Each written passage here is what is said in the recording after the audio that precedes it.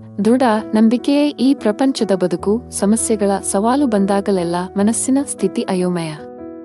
ಯಾರನ್ನು ನಂಬುವುದು ಎನ್ನುವುದೇ ಗೋಜಲಾಗಿರುವ ವಿಷಯ. ನಂಬಿಕೆ ಎನ್ನುವುದು ಹಾಗೆಯೇ ಅಳೆದು ತೂಗಿ ನೋಡುವಂತಹುದು. ಮುಳುಗುವ ಸಂದರ್ಭ ಬಂದಾಗ ಹುಲ್ಲು ಕಡ್ಡಿಯ ಮೇಲೂ ನಂಬಿಕೆ ಬರುತ್ತದೆ ಎಂಬುದು ಬೇರೆ ಮಾತು. ಆದರೆ ಯೋಚನೆ ಮಾಡುವಷ್ಟು ಕಾಲಾವಕಾಶವಿದೆ ಎಂದಾದರೆ ಎಲ್ಲವನ್ನೂ ತಕ್ಕಡಿಗೆ ಹಾಕಿ ತೂಕ ಮಾಡಿಯೇ ನಂಬುವ ಬುದ್ಧಿ ಮನುಷ್ಯನದ್ದು. ಇದೇನೋ ಒಳ್ಳೆಯದೇ. ಆದರೆ ಬದುಕಲ್ಲಿ ಇರಬೇಕಾದದ್ದು ದೃಢ ನಂಬಿಕೆಯಷ್ಟೇ. ಸುಗ್ರೀವನ ಬಳಿಯಿದ್ದವರು ಅಂತಿಂತವರಲ್ಲ, ಸ್ವತಃ ಶ್ರೀರಾಮಚಂದ್ರ. ಆದರೇನು ಮಾಡೋದು? ಶ್ರೀರಾಮನ ನೆರವೆಯೊಂದಿದ್ದರೆ ಜಗವನ್ನೇ ಜಯಿಸಬಹುದು ಎಂಬುದು ಜಗತ್ಸತ್ಯವಾದರೂ ಸುಗ್ರೀವನಿಗೆ ಮಾತ್ರ ತನ್ನ ಸಮಸ್ಯೆಯು ಈ ಶ್ರೀರಾಮನಿಂದ ಪರಿಹಾರ ಆಗಬಹುದೇ ಎಂಬ ಸಣ್ಣ ಸಂಶಯವಿತ್ತು. ಹಾಗಂತ ಶ್ರೀರಾಮ ಮಹಾಪರಾಕ್ರಮಿ ಎಂಬ ಸತ್ಯ ಸುಗ್ರೀವನಿಗೆ ಗೆಯುತ್ತಿಲ್ಲವೇನೆಂದಲ್ಲ. ಅದಕ್ಕಾಗಿಯೇ ಹಿಂದೆ ಮುಂದೆ ಯೋಚಿಸದೆ ಆತನ ಸಖ್ಯ ಸಾಧಿಸಿದ್ದು. ಆದರೂ ಅಣ್ಣನಾದ ವಾಲಿಯನ್ನು ಸೋಲಿಸುವ ತಾಕತ್ತು ಈ ಶ್ರೀರಾಮನಿಗೆ ಇದೆ ಎಂಬ ಸಂಶಯ ಸುಗ್ರೀವನದ್ದು. ಕೇಳುವುದು ಹೇಗೆ? ಆದರೂ ಮನಸ್ಸು ತಡೆಯದೆ ಸುಗ್ರೀವ ಕೇಳುತ್ತಾನೆ, ಹೇ ಶ್ರೀರಾಮ ಅಂದು ವಾಲಿ ದುಂದುಬಿ ಎನ್ನುವ ರಾಕ್ಷಸನನ್ನು ಕಿಂದು ಅವನ ದೇಹವನ್ನು ತನ್ನ ಎಡದ ಕಾಲಲ್ಲಿ ಜಾಡಿಸಿ ಅದನ್ನು ಈ ವೃಷಶೃಂಗ ಪರ್ವತದ ಮೇಲೆ ಬೀಳುವಂತೆ ಮಾಡಿದ್ದಾನೆ. ಅಂತಹ ಸಾಹಸ ನಿನ್ನಿಂದ ಸಾಧ್ಯವಾಗುತ್ತಿತ್ತೆ ಎಂದು. ಶ್ರೀರಾಮ ಸ್ವತಃ ಭಗವಂತ.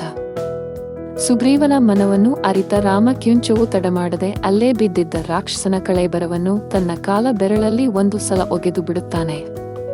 ಒಗೆದ ರಭಸಕ್ಕೆ ಅದು ದಕ್ಷಿಣದ ಕಡಲನ್ನು ಸೇರುತ್ತದೆಯಂತೆ. ಅಲ್ಲಿಗೆ ಸುಗ್ರೀವನಿಗೆ ನಂಬಿಕೆ ಬಂತು.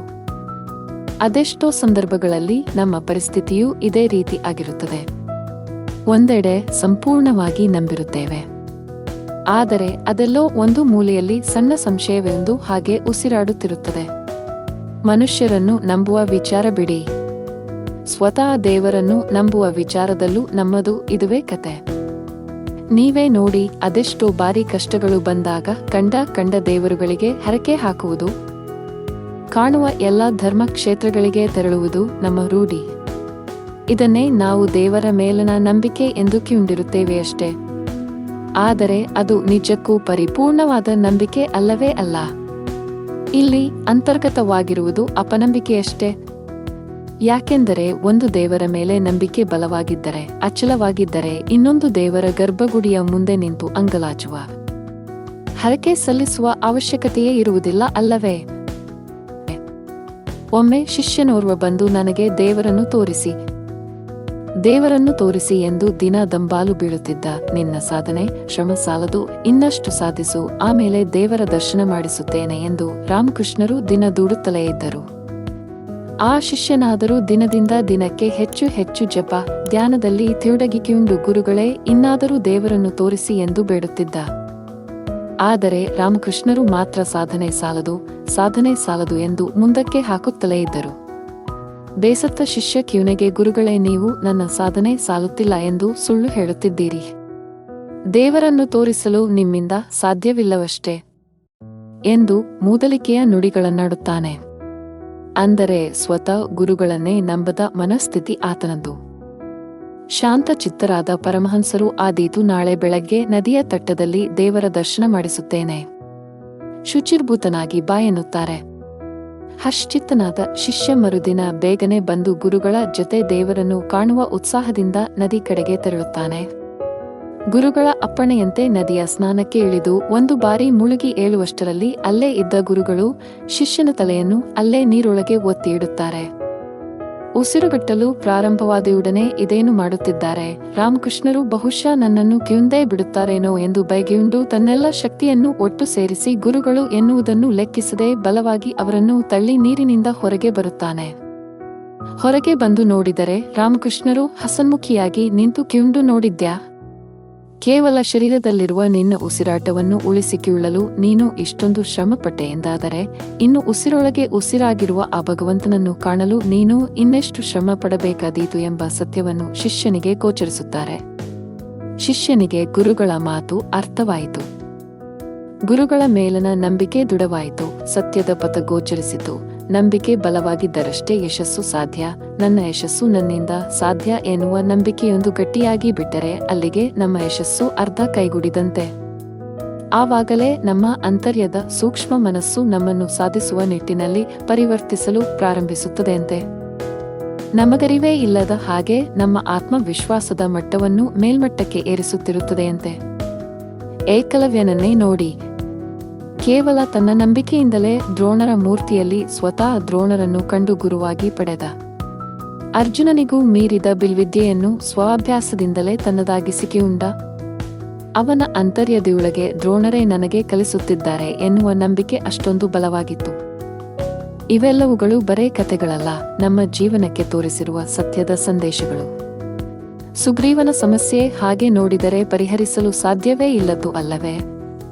ಯಾಕೆಂದರೆ ಆತನ ಹೆಂಡತಿ ಹಾಗೂ ಸಾಮ್ರಾಜ್ಯವನ್ನು ಕಸಿದುಕೊಂಡು ತನ್ನಲ್ಲಿ ಇರಿಸಿಕೊಂಡಿದ್ದು ಅಂತಿಂಥವನಲ್ಲ, ಮಹಾಪರಾಕ್ರಮಿಯಾದ ಅಣ್ಣ ವಾಲಿ. ಆತನನ್ನು ಸೋಲಿಸುವುದು ಮುಕ್ಕಣ್ಣನಿಗೂ ಅಸಾಧ್ಯ ಎನ್ನುವ ಸಂದರ್ಭವದು. ಅದು ಆತನ ವರ ಬಲದ ತಾಕತ್ತು. ವಾಲಿಯ ಮುಂದೆ ನಿಂತು ಅದ್ಯಾರು ಯುದ್ಧ ಮಾಡಿದರೂ ವಿರೋಧಿಯ ಅರ್ಧ ಶಕ್ತಿಯು ವಾಲಿಗೆ ರವಾನೆ ಆಗುವ ವಿಶೇಷ ವರವದು. ಆದರೆ ವಾಲಿಯನ್ನು ಸೋಲಿಸಿ ತನ್ನ ಪ್ರಪಂಚವನ್ನು ಪಡೆಯಲೇಬೇಕು ಎಂಬ ದೃಢ ವಿಶ್ವಾಸದಿಂದ ಶ್ರೀರಾಮನನ್ನು ನಂಬಿದ, ಆರಾಧಿಸಿದ. ರಾಮನಾಮದ ಜಪಗೈದ. ನಂಬಿಕೆ ಹುಸಿಯಾಗಲಿಲ್ಲ ನೋಡಿ. ರಾಮ ವಾಲಿಯನ್ನು ಸೋಲಿಸಿ ಸುಗ್ರೀವನಿಗೆ ಮರಳಿ ಜೀವನ ನೀಡಿದ. ಇಲ್ಲವೆಂದಾದರೆ ಎಲ್ಲೋ ದಕ್ಷಿಣದ ವಶ್ಯಮುಖ ಎನ್ನುವ ಪರ್ವತದ ಮೇಲೆ ಅವಿತುಕಿಯುಂಡು ಬದುಕುತ್ತಿದ್ದವನನ್ನು ಉತ್ತರ ದೇಶದ ರಾಜಕುಮಾರನೊಬ್ಬ ಅದ್ಯಾವುದೋ ಕಾರಣದಿಂದ ಕಾಡಾಡಿಯಾಗಿಕಿಯುಂಡು ಬಂದು ಕಾಪಾಡಿದ್ದು ಎಂದರೆ ಸಣ್ಣ ವಿಷಯವೇನಲ್ಲ. ಕಷ್ಟವು ಹೇಗೆ ಬೇಕಾದರೂ ಕರಗಬಹುದು ಎನ್ನುವುದಕ್ಕೆ ಇದೊಂದು ನಿದರ್ಶನ ಕೂಡ ಹೌದು. ರಾಮ ಸೇತುವಿನ ನಿರ್ಮಾಣವಾಯಿತು. ಅಲ್ಲೂ ಕಾಪಾಡಿದ್ದು ನಂಬಿಕೆಯೇ. ಕಪಿಸೇನೆಯು ಎತ್ತಿ ತಂದು ಹಾಕುತ್ತಿದ್ದ ಬಂಡಕಲ್ಲುಗಳೆಲ್ಲ ನೀರ ಮೇಲಣ ಹೋಮದಂತೆ ಮುಳುಗಿ ಹೋಗುತ್ತಿತ್ತು. ಆವಾಗ ಮತ್ತೆ ಶ್ರೀರಾಮನನ್ನು ಬಲವಾಗಿ ನಂಬಿ ಆತನ ಹೆಸರನ್ನೇ ಬಂಡೆಗಳ ಮೇಲೆ ಭಕ್ತಿಯಿಂದ ಬರೆದು ಸಮುದ್ರಕ್ಕೆ ಹಾಕಲು ಬಂಡೆಯೇ ನೀರ ಮೇಲೆ ತೇಲಲು ಪ್ರಾರಂಭಗೊಂಡವಂತೆ. ಅಯ್ಯೋ, ಇದು ವಿಚಿತ್ರವಲ್ಲವೇ ಎಂದು ಸ್ವತಃ ಶ್ರೀರಾಮ ಬಂಡೆಯನ್ನು ರಾಮನಾಮ ಬರೆಯದೆ ಸಮುದ್ರಕ್ಕೆ ಹಾಕಲು ಅದು ಮುಳುಗಿಯೇ ಹೋಯಿತಂತೆ. ಅಂದರೆ ದೈವದ ಮೇಲಿನ ನಂಬಿಕೆಯೇ ಕಪಿಸೇನೆಗೆ ತನ್ನ ಕಾರ್ಯವನ್ನು ನೆರವೇರಿಸಿದ್ದು. ಆದರೆ ಇಂದಿನ ಪ್ರಪಂಚವನ್ನು ಗಮನಿಸಿದ್ದೇ ಆದರೆ ಇಂದು ಪ್ರಪಂಚದಲ್ಲಿ ಕಿವ್ರತೆಯಾಗಿರುವುದು ನಂಬಿಕೆಯದ್ದೇ. ಯಾರೂ ಯಾರನ್ನೂ ನಂಬದ ಹಂತಕ್ಕೆ ಬಂದು ನಿಂತಿದೆ ಈ ಪ್ರಪಂಚ.